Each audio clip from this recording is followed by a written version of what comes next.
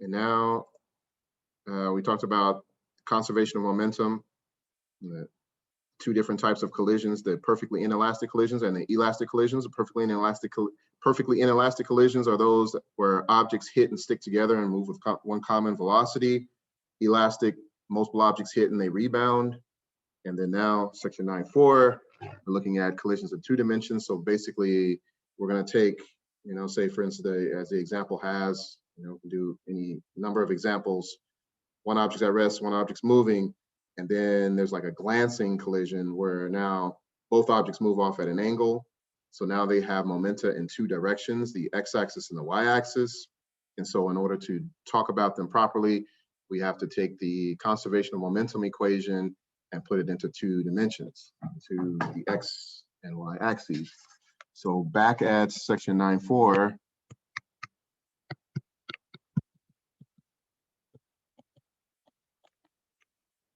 collisions in 2D. So again,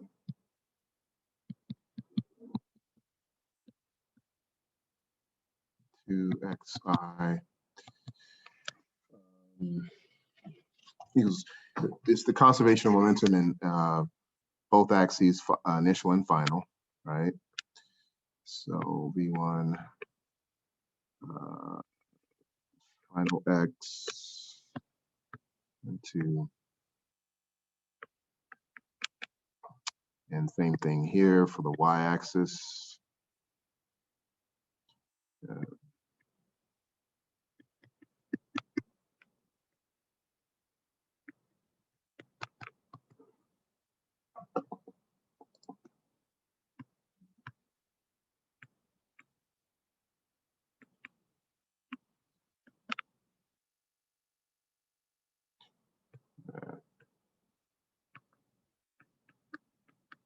Switch those up, thinking 2 and 1.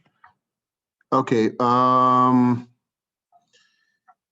So yeah, so the example, we have a object moving along x-axis. This guy was at rest. So the momenta in the beginning in the x-axis, okay, it's just all consisting of the mass 1, mass 2 is at rest. So this term is eliminated.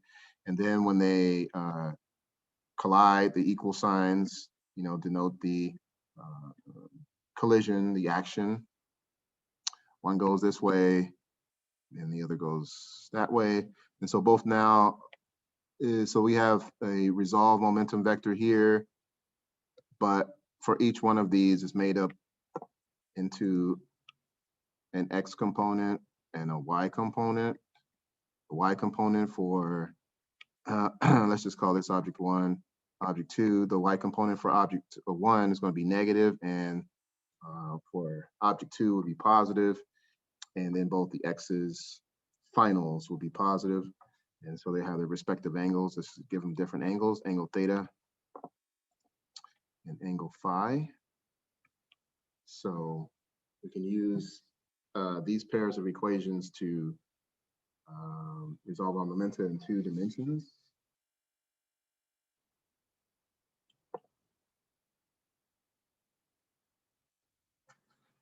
And so just taking it even further, as we can see on that page, if you're following along, in section 9.4. All the momenta is in object 1, and then on the x-axis, and then the final, we have 2 cosine components because they're both moving towards the right. So as we can see here, so m1 v1 final, and he has an angle theta.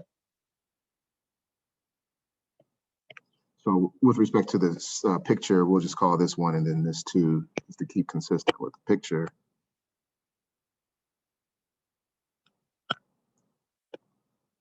But it doesn't matter what you call it, as long as you're resolving your vectors properly. You know what you're talking about. What you're seeing here. This is going to be m1 v1 final cos, m1 m2 v2 final phi.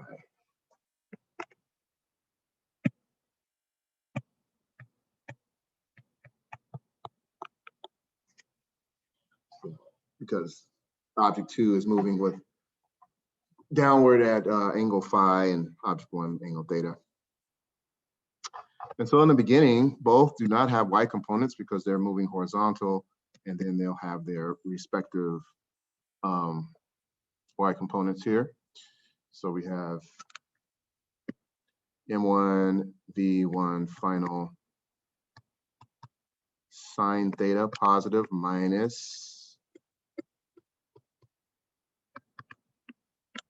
So yeah, depending on the information given, you should be able to solve for whatever you need to solve for, but just to bring out the equations again for collisions in 2D.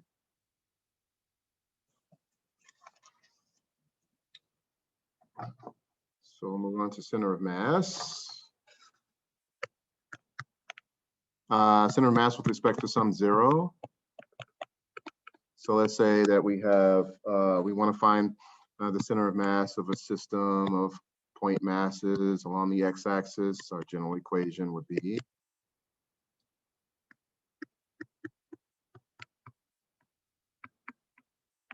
etc. However many particles you have, divided by the total mass. And so that just becomes 1 over m, the total number of masses and their positions. And likewise with the y-axis,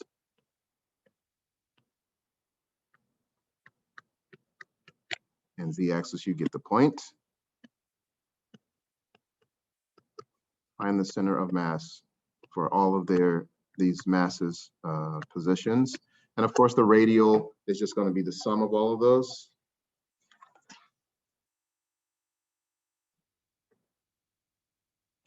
As we can see, the following page there.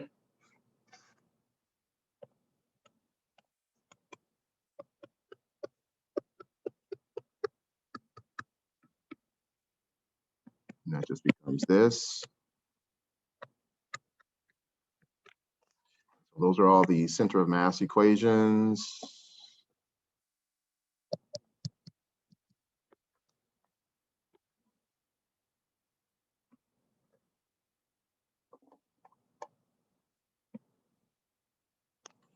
Okay.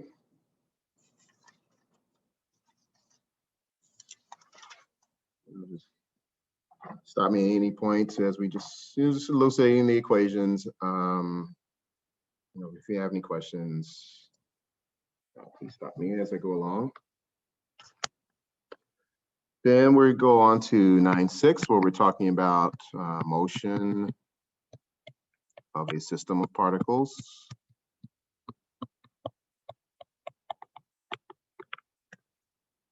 And so the velocity of the center of mass of multiple particles in the same vein, 1 divided by the collection of masses. And then we have all of the masses in the system multiplied by each of their speeds. We can get the velocity of the center of mass. And then likewise, we can get the total momentum of a system of particles, which is just mass times the velocity of the center of mass here. And then it's just, all of the masses, it's basically the sum, that's the total momentum. And that's going to be equal to, all of these are just equal expressions. Do you have to memorize them? No. The best thing you want to do is to, recognize the patterns of everything as much as possible. Again, that's not a command, recognize patterns. It's just that you can start seeing relationships over time. If you're just, you've been studious, you've been paying attention, you've been doing well, and this is just all review, rehash. So mass times the velocity center of mass, all particles, their speeds.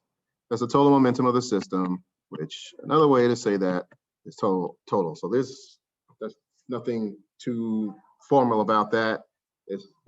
Those are all equivalent expressions.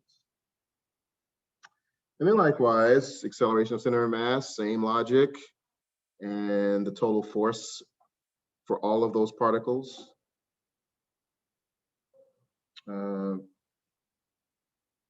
You can see those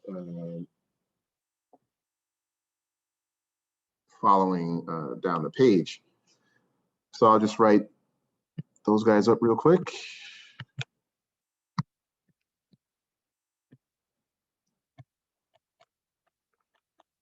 AI. Okay, so then likewise, mass times the acceleration of the center of mass gives me all the masses, their accelerations. I get the total force in the system. And that's basically Newton's second law. The total force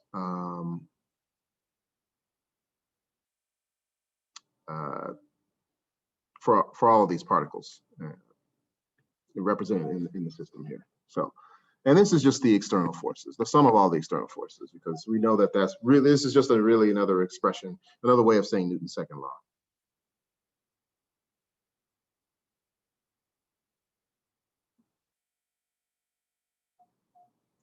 Okay, so yeah, those are just the major ones.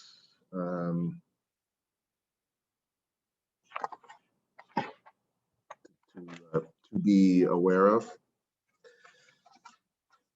So now let's go on to chapter 10 and take a look at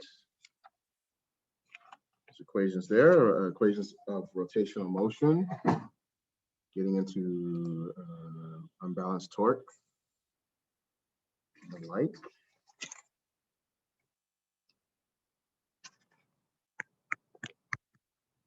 So let's see.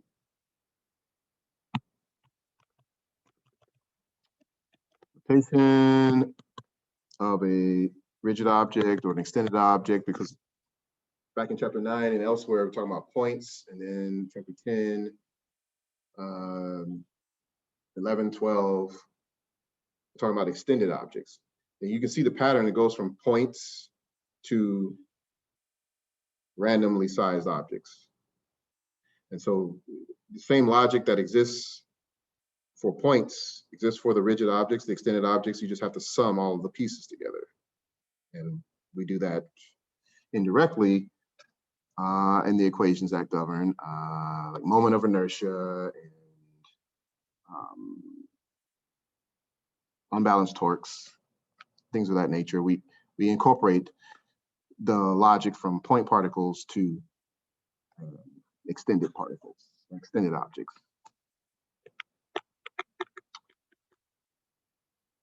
Rigid object about a fixed axis. So I'm just going to get on down to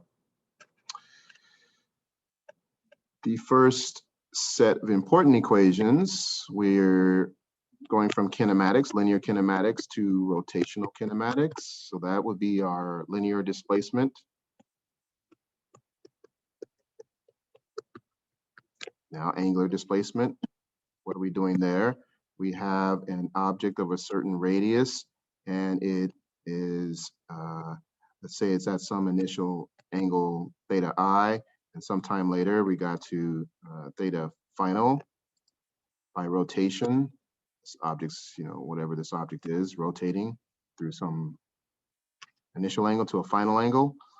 And we understand that at this point later, T final, that there is a linear angular displacement of this particle as it rotates around the unit circle. And so we can find that angular displacement by using this equation here, delta theta, theta final minus theta initial. And then likewise with linear average velocity, delta x over delta t. We can find the angular velocity, which will be delta theta over delta t. And acceleration, angular acceleration. And so the logic is the same. It's literally the same thing, except instead of with the linear stuff, x or y or even both, with the circle, it's incorporating both. All the angular quantities are with respect to the center of this rotation: angular velocity, angular acceleration, torque, angular momentum. And they're all subtending or going through an angle theta.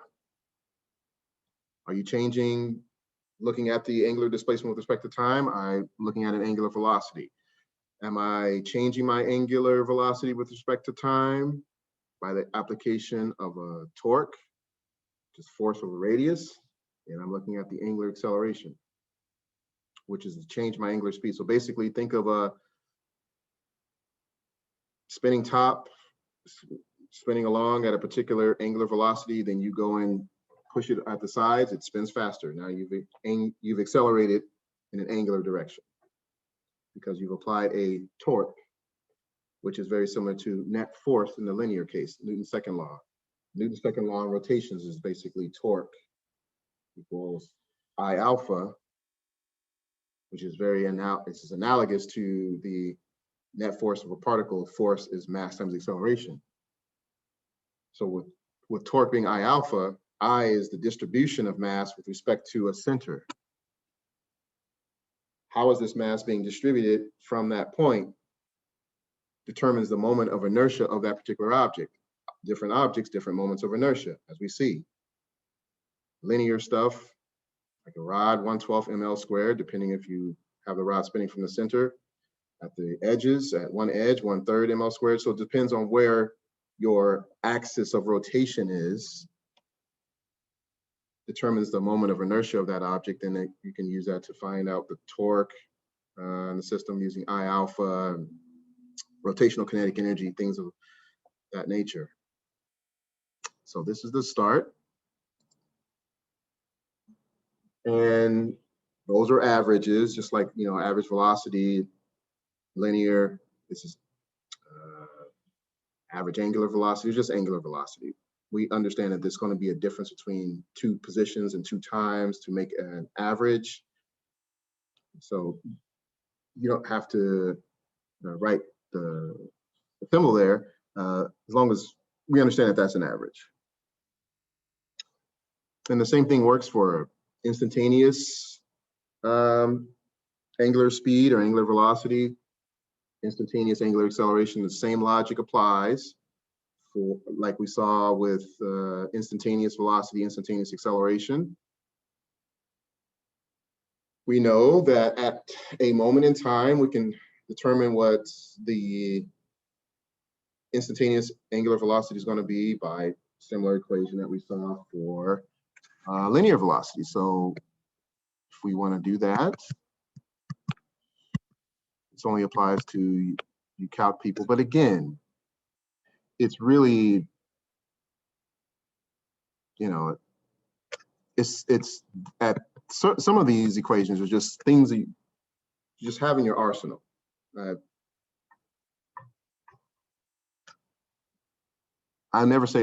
hardly ever say always and never, but for the most part, I don't see you using angular or instantaneous angular velocity. However, it works the same way that you've been doing and been doing very well at when we were looking at it with instantaneous linear velocity. So the equation, again, delta theta, delta t.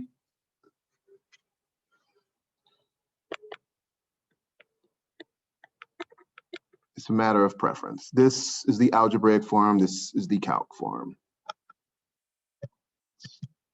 No big whoop.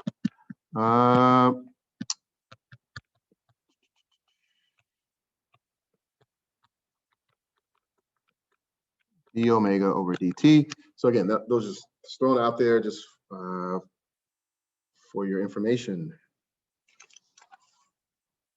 Okay, and then the rotational kinematics equations. Let me just get to those. Speed up a little.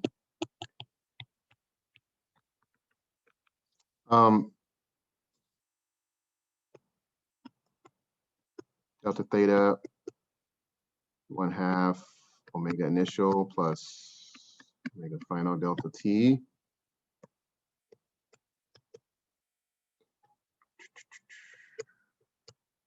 So I want to try and write the old ways. Alpha t squared.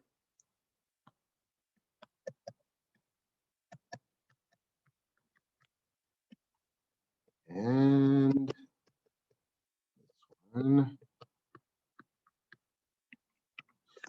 Same thing. We're just going in a circle, rotational motion. It's really just taking an object and spinning it about some particular axis. The simplest way to go right through the center. Your moment of inertia will be standard. It's just right through the center of the object. But usually rotational motion deals with larger objects that are sums of many particles. Hence, rotation of a rigid object about a fixed axis. That's what this relates to.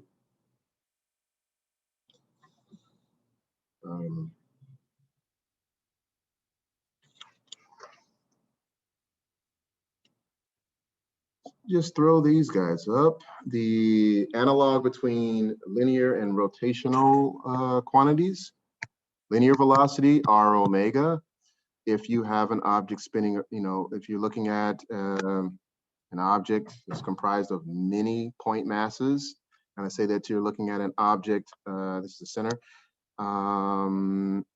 center there, and you say you're looking at an object here, and you want to find the speed of this object, well, it's going to be, the speed is going to be determined, it's going to be dependent on the distance away from the center. So this tangential speed is going to be found by the position it has from the center multiplied by the angular velocity of the object. So all of these particles, no matter where they are, have the same omega because they're all spinning through 2 pi radians simultaneously at the same time. But the linear speeds are going to be different because of their distances from the axis.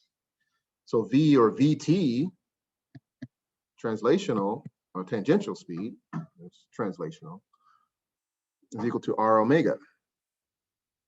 And then omega v over r and all that stuff. And then if there is a linear force on the outside, speeding that particle up linearly,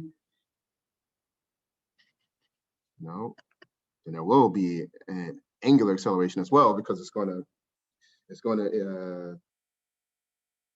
to change the angular speed from a smaller value to a larger value, or you could go from large to small.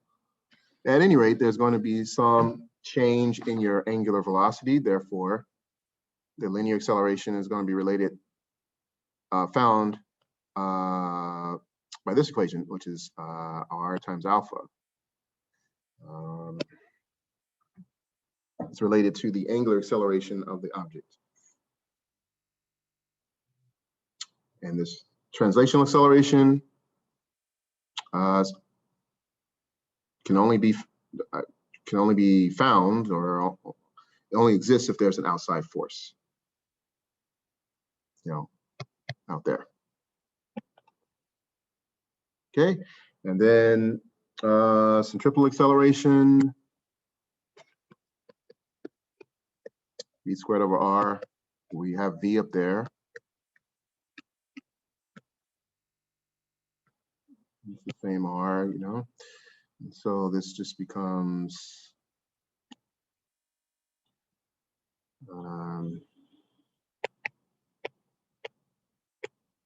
r omega squared. Okay, so some of the major equations. Okay, rotational kinetic energy. So right there. You know that linear kinetic energy is that, and rotational kinetic energy involves the energy of a rotating object about its center of mass. And instead of a point particle, we're doing a collection of particles. And all those particles, let's say in a wheel, axis right through the center. And so all of those point particles are going to have their certain distances away from the center. And so what we're doing is we're going to be summing up all of those particles about the center of rotation. And instead of doing linear velocity, we're doing the angular velocity. So it's just the energy of a rotating object,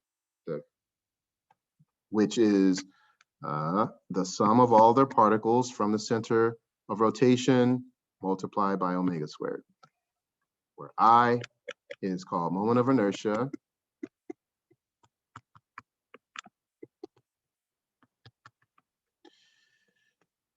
And a moment of inertia is just basically the sum of every particle and their distances squared from a center of rotation. The center of rotation doesn't have to be the exact center. It can be anywhere. What we're going to see with parallel axis theorem is that most of your objects' moments of inertia have been determined from the exact center of mass. And then if you rotate it from any other axis outside of the center of mass, you have to, in order to get the new moment of inertia, you have to take the original moment of inertia and add it to the moment of inertia created by the new axis of rotation. So you have two axes that are parallel to each other, one going through the center of mass and one going through some arbitrary distance from the center of mass.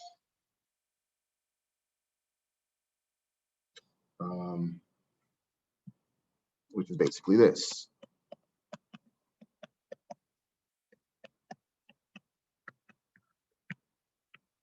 This would be d being the arbitrary distance from the center, mass times d squared. This is mr squared plus md squared. Sure. Parallel axis theorem equation. Find a new moment of inertia. So let me just do that. Just to denote it.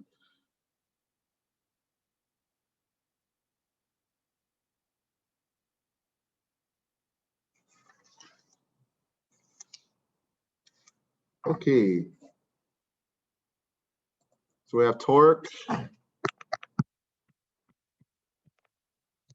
tau, force, and radius are perpendicular to each other. Now we can have balanced torque like we had in chapter 12, unbalanced torque like we have here. This torque, the net torque will be equal to I alpha, which is like what we did with net force. However many forces there are equals to MA. The same thing here. We can have torque 1, FR1, FR2, whatever, however many torques there are, to add up to an unbalanced torque I alpha. All we're doing is we're going from linear stuff to angular stuff by way of the transformer, the radius. The radius is the one that transforms these linear quantities to angular quantities. And transformer, yes, is a real mathematical word, which you'll see in linear algebra. What is the agent that transforms one type of quantity to another? In this case, we're going from linear to angular.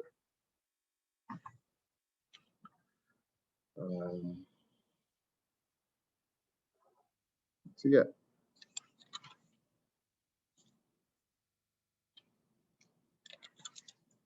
And just summarizing, this is a regular torque equation. It could be equal to I alpha, so those are all equal.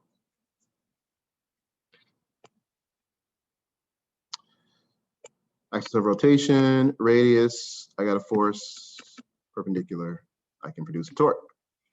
What you do every day, you open the door, the kids that are here, push the door intuitively at the far edge to get a greater torque. You push it near the hinge, it's going to be harder. You still swing it open, but you have to apply a large force for a small radius. At the distance away from the hinge, small force for a large radius.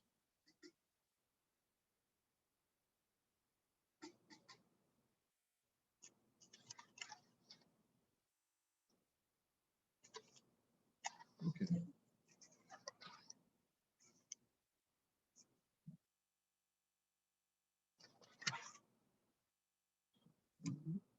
Making decent time. One thing I want to bring up is when we have a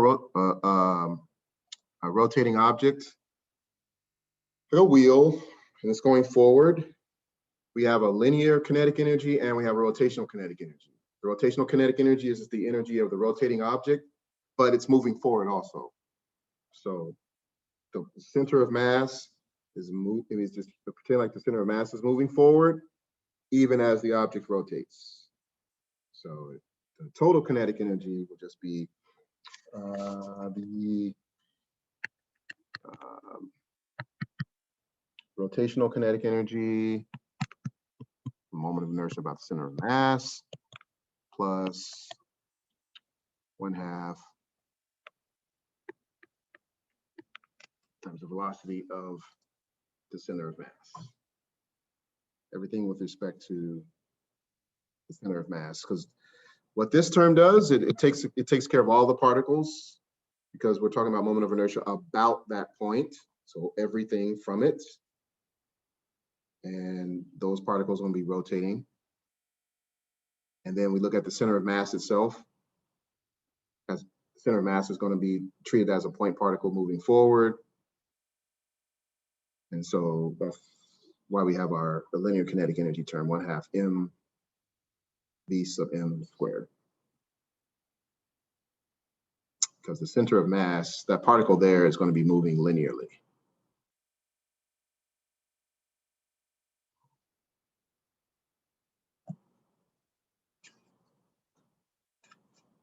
Okay.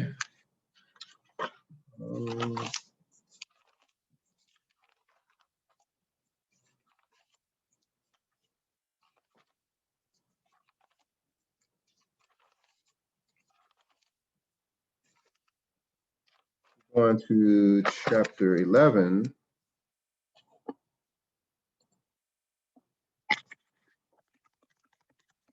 Let's squeeze it here.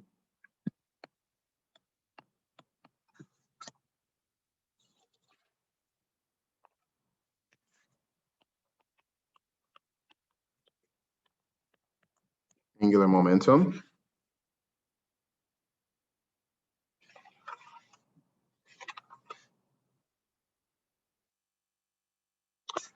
So if we have a rotating object, from this point of view, and it's rotating with respect to the center of mass, we have, say for particles here, so we have the distance r from the center of mass. It has a tangential velocity like so, and this point particle is made, it has mass m. Well, the angular velocity, the angular momentum is going to be going through the center of mass like the other angular quantities.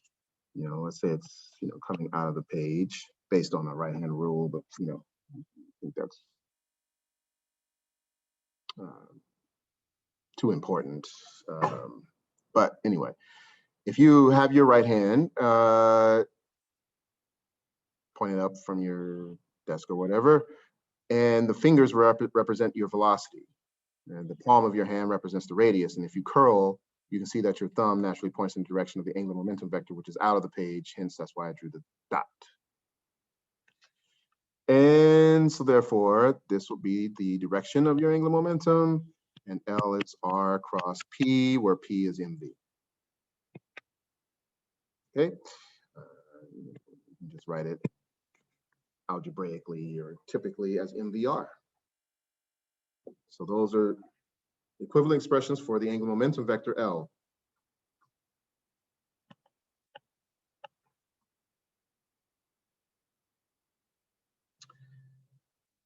You can talk about it in terms of a particle, which this part of the equation does, MVR. And the R cross P incorporates everything. But again, it doesn't matter whether you're talking about the particle or the entire object. You're going to get similar expressions. You're going to get the same result.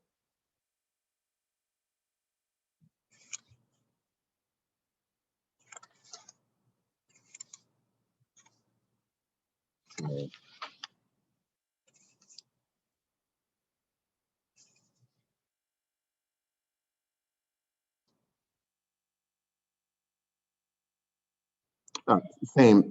Same because we from two different angular momentum expressions. So we have this one for the particle.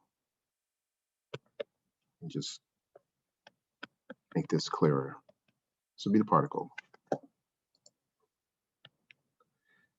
this here will be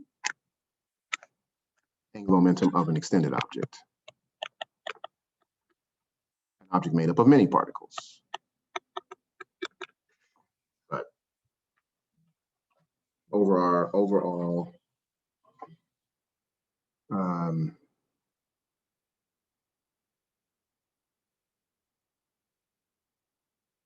they're speaking of the same thing. So this is angular momentum of large object is particle. So any questions so far? Anything? This is old hat. You've seen this. She making some sense. We've seen it all before.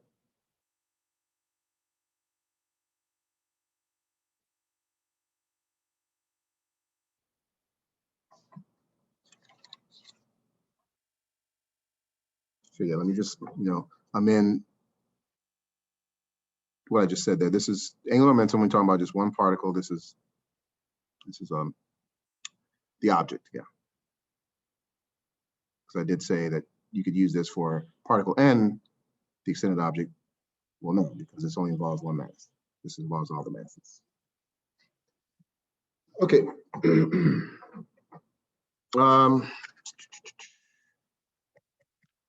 7.4, conservation of angular momentum.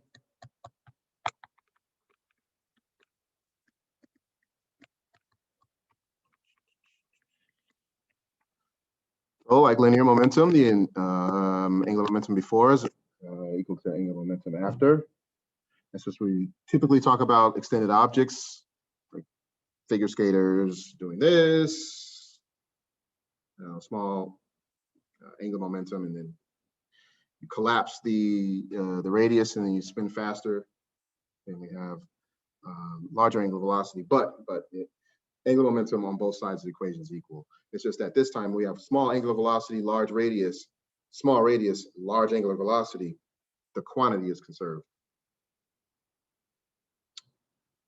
And the torques outside are equal to 0, just like the forces outside are equal to 0 for linear momentum.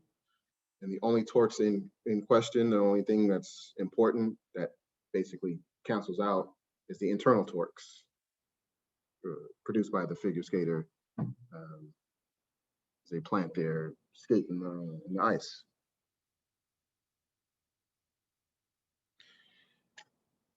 So initial angular momentum extended objects is equal to final angular momentum of extended objects, very similar to PI or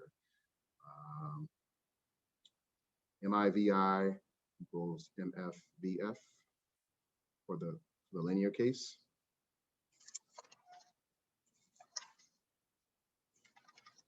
Okay. And chapter 12 is just, we were looking at torques, balanced torques. So in order to have a system in equilibrium, your torques and your forces must balance. Basically, the total amount of them must be equal to 0. The external forces and torques must be 0. So, we were just using the principles we learned in chapter 10 for chapter 12 in order to talk about systems that are in balance. And so, just to kind of,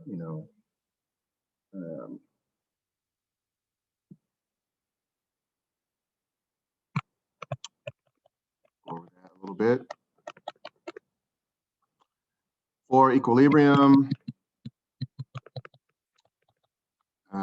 your external forces must be 0, and torques must be 0. And then, we have the examples with a couple people on the seesaw, and they had their distances away from 0. In order for them to be in balance, their torques and their forces that must be 0. And then knowing this, we can figure out certain things. Okay, where, like in example 12.1, where does the father need to be positioned in order to keep this 0? What is the normal force in the system? Well, we know that all the forces in the system by free body diagram is going to be equal to 0, so we can then find out what the normal force is going to be. Things of that nature.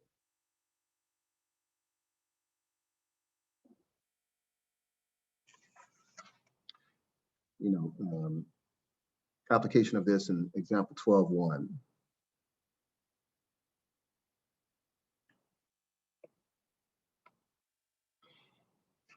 Okay, so that's a bit on applications of chapter 12, balance torque. And 13, talking about universal gravitation. We know that the universal gravitational equation, m2 over r squared, m1, m2 are two masses, and we're talking about the distance from their centers to be the r. And this is going to be mass 1, mass 2. And this is distance r and g, which will be given to you on your sheets. There's that. And you can find out the force of gravitation between them. Then we went on to use this gravitation force law to figure out the gravitational field strength on any object, Earth, Mars, Moon, whatever. And so we know that Fg is basically mg, and this would be the force due to gravity on an object. So, like for example, if you're on the Earth, you're looking at it, this mg will be, what is the force of gravity on you or you on the Earth? It doesn't matter what you call m1. It's relative. But in terms of like the visual, we're looking at, okay, can I find the gravitational field strength of the Earth, because that's what's most important. We don't want to find your gravitational field strength. Finding the gravitational field strength of the Earth, so we're going to look at the Earth's pull on you. So you are mass 1. And then you'll be this. And then you can figure that out by equation.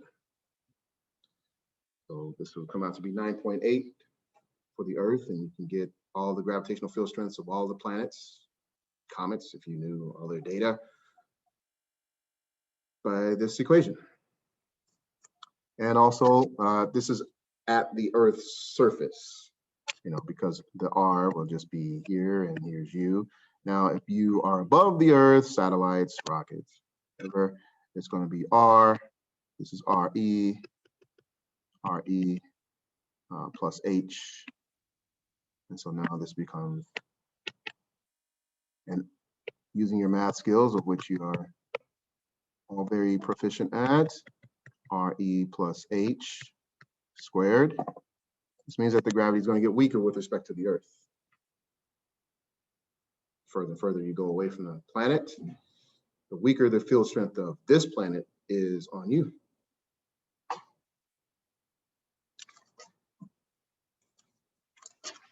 So Kepler's laws, I'm just going to go right to the third, because that's typically the one that's most important for us in our context. So anyway,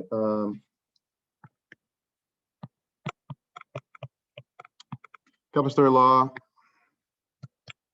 the orbital period squared is directly proportional to the orbital radius cubed. Now, if it's a circle, eccentricity of 0, basically it doesn't have a strange orbit. It's not eccentric. Then you have 4 pi squared over GM. Now say it's this Earth Sun system. This M would be the mass of the sun, but it could just be any mass, right? So we're just going to, for context, we're going to say whatever this large mass is that's pulling this object around. So we have sun here and then Earth. Okay, what is the orbital period of Earth? So, well, you know, T of Earth, and so we can find it from this equation. It's the sun, and so we do this. Now, this A, yeah, like I said, let me just do this. This would be R cubed. So that's just for like a perfect circle. Then they extend this equation for an eccentric orbit, like elliptical orbits or parabolic, hyperbolic orbits. We have different eccentricities. This is the same thing. It's just that this is now like, say, an ellipse, a semi-major axis A. So it's, you know, elliptical. And, well, our orbits are elliptical. It's your random circle. Okay, so third law. The orbital period of a planet or small mass around a larger mass. All right, so we did the gravitational field strength inherently with our equation before, basically this guy, and we just talk about it more and more detail there in 13.4. A couple more parameters on that, but yeah, gravitational field strength, gravitational potential energy rather, section 13.5. U negative G M E M over R. So let's, for example, if Earth is our central mass and we have the moon going around or a satellite going around, we can find out the potential energy of that system by this equation. Nucleus of an atom, electron, we can find the potential energy of that system. This would be in that orbit there, like the Bohr radius, that would be your ground state potential, and depending on the excitation of the electron, whatever state it's in, there's going to be multiples of this value. But of course, this equation changes on a quantum level, but same rules apply, at least physically. But same rules apply as far as going from ground state to the next state, multiples of the ground state. This,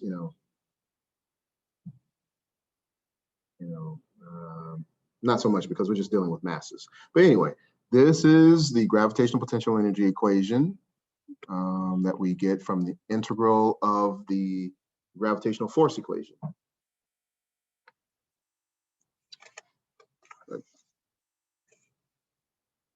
And so, like, if we had a system of objects, masses, we do on the next page, we can find the binding energy or the potential energy of this system by looking at all these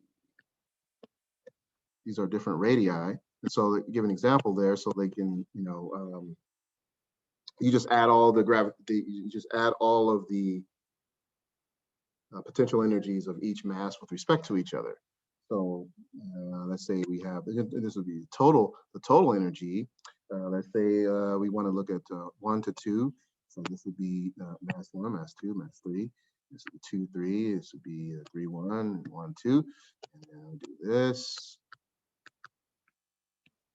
And then we just do our common denominator, which is obviously G, or common factor. And we just do the different masses, right? M1 to M2 over R12 and so forth, right? And this will tell you the binding energy, or the potential energy of the system, which is binding energy. And you need to provide, in order to break it up, to explode it, to make it explode, we have to provide work or energy in the system that's greater than the binding energy of the system, because we want to break it up. So that energy will be, into the system, or positive. So this work, this will be the binding energy of the system. So which is the negative of the work provided to break this up. So anyway, so whatever this is, you're going to need, in order to break it up, you need to provide that amount of energy, greater than this amount of energy that you calculate here. So that's how you get nuclear explosions, period, because there's a certain amount, the energy to break things apart is greater than what we have right here. So it's a little blurb on gravitational potential energy of a system. Okay, and then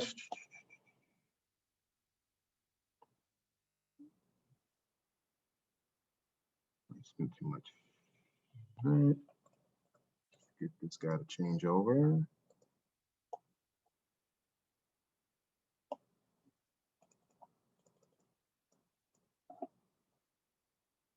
One second. Then went on to talk about the total energy for circular orbits, which is basically the sum of kinetic energy plus potential energy. And if you put both of the expressions into this formula, you're going to get, this final result, which is GMM over 2R. So this will be the total energy of circular orbit. This is for, circles. But the same, the same look for elliptical orbits over 2A, where there's a semi-major axis. So it's the same formula, but we just change R to A. This is for ellipses that have, semi-major axes. And then, goes for this, and then obviously regular circle, radius R. Now we need the total energy of orbits.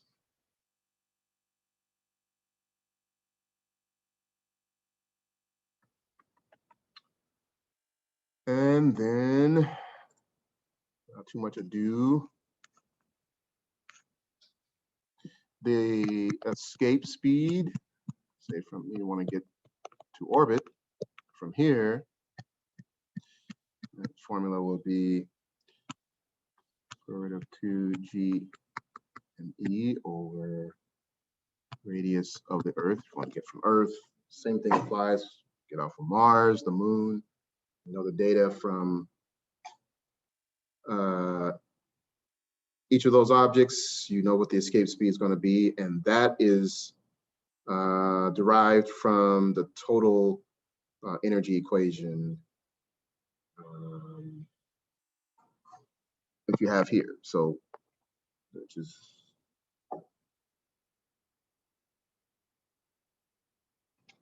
I'll just write that up real quick. So in order to get here, the escape speed, So this will be the kinetic energy of the rocket, the initial kinetic energy, and then this is the binding or the potential energy that exists between the object at that point, you know, as it leaves the Earth, because we're talking about the radius of the Earth. And now, once we go to, let's say now we look at some very large distance r. Well, at that point, you know, the gravitational potential energy is going to be equal to 0, because as r goes to infinity, this term dies.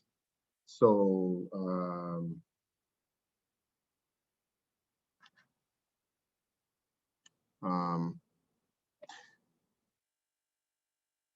that it does, but okay. Okay, the context is, okay, now we have this rocket, okay, it's launched at initial velocity and it goes to a maximum height. So whatever that radius is, all right, fine.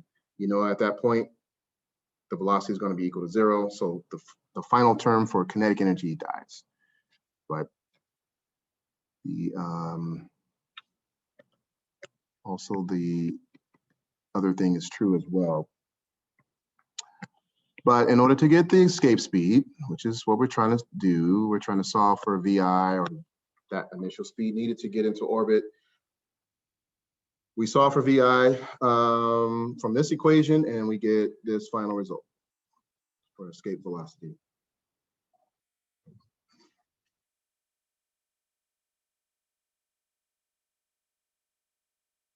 Because we know at maximum height, final velocity is 0.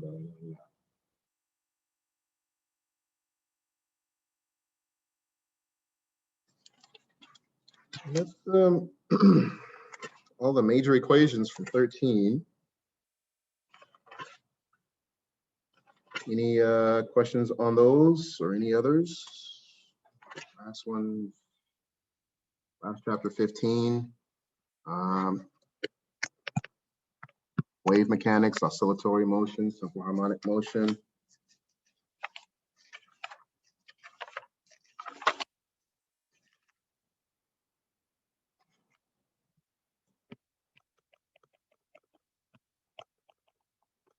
Again, back to Hooke's law, and from here we know we can get this, and we can get the acceleration of acceleration that helps us to get the position of an object at any point in time. We get a position function, and we can derive, you know, without going through all of the stuff, we can get this position function, position as a function of time. We can figure out where this mass on the spring is going to be at any moment in time. As it goes back and forth, it oscillates back and forth. So this equation allows us to get the position at any moment. And then, oh, what's the velocity at any moment? Well, I just take the derivative of this function and I get omega a sine omega t. And then, oh, what's the acceleration at a moment? Take it derivative again. And those are my 3 expressions for mass on a spring's position, velocity, and acceleration at any point. Again, that relates more to the C people here, but that's what we have.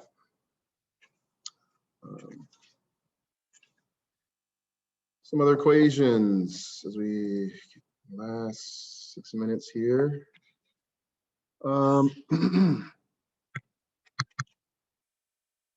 Angular frequency,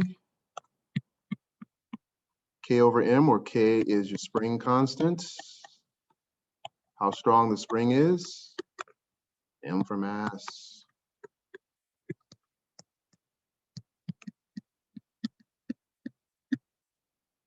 And later on, we can see that this also equals to 2 pi times the frequency.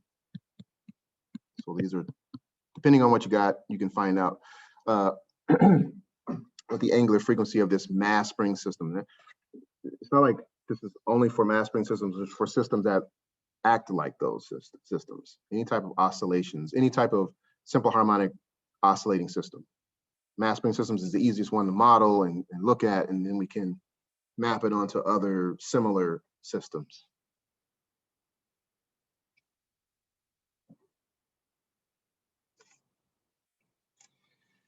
say period of a mass spring system,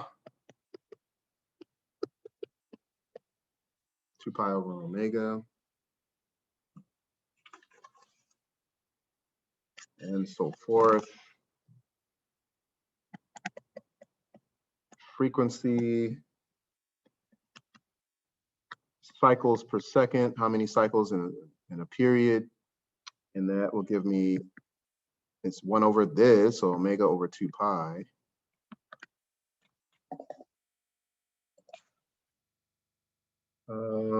And that's where, you know, like I said, omega becomes 2 pi f, because, you know, if omega is 2 pi over t,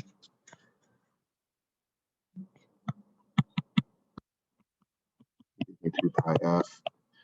And again, we derived that in extended fashion when we looked at this first time. Again, this is just reprising the equations, getting you familiar with the equations again. But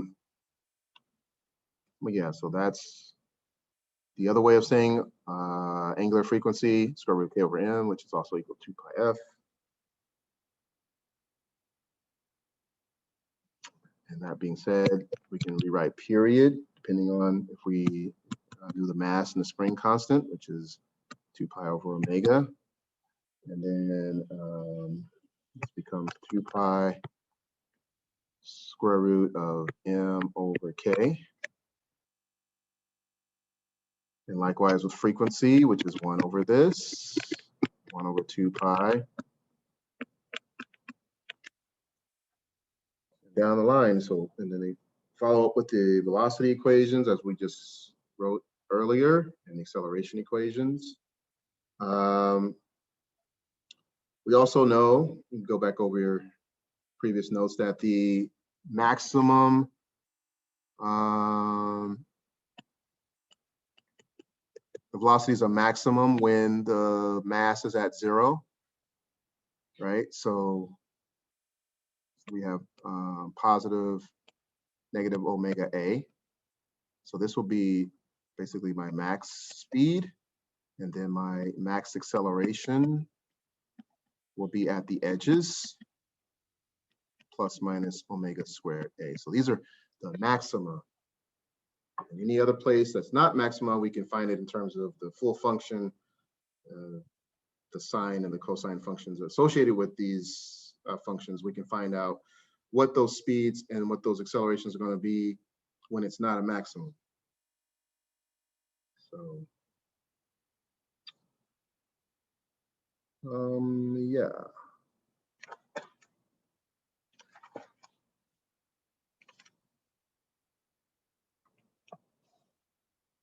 So real quick here. Total energy of a simple harmonic oscillator, 1/2 Ka squared, which again, you take the function, the formula for kinetic energy of a spring, mass spring system, and potential energy, and you'll get this equation. Total velocity as a function of position, omega, square root of k squared. Ahead of myself there. A squared minus x squared. So this is velocity as a function of position.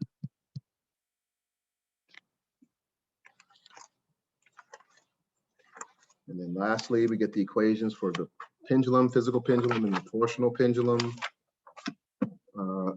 So the period of a pendulum is a typical one we use, well, one we use the most, 2 pi L over G. The physical pendulum will be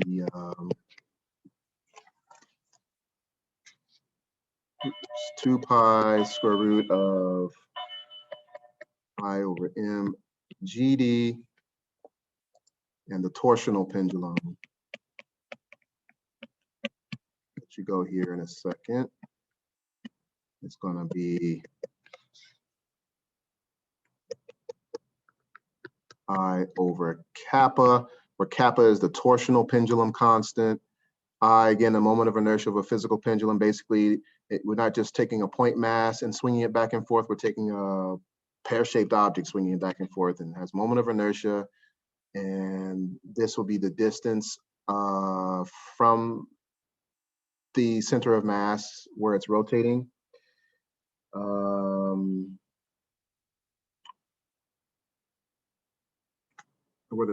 Where the center of mass is, actually. So, you know, the distance away from the center of mass, and this moment of inertia, and then this is just a 4-point particle, so regular pendulum. So those are the basic equations. I mean, we can talk about them again if you need to on Monday there. But any questions as we get out of here? You know, just flying through. So at least you have some basis for doing the conceptual questions when we come back. All right, that's it. Talked enough. And I'll see you guys next week.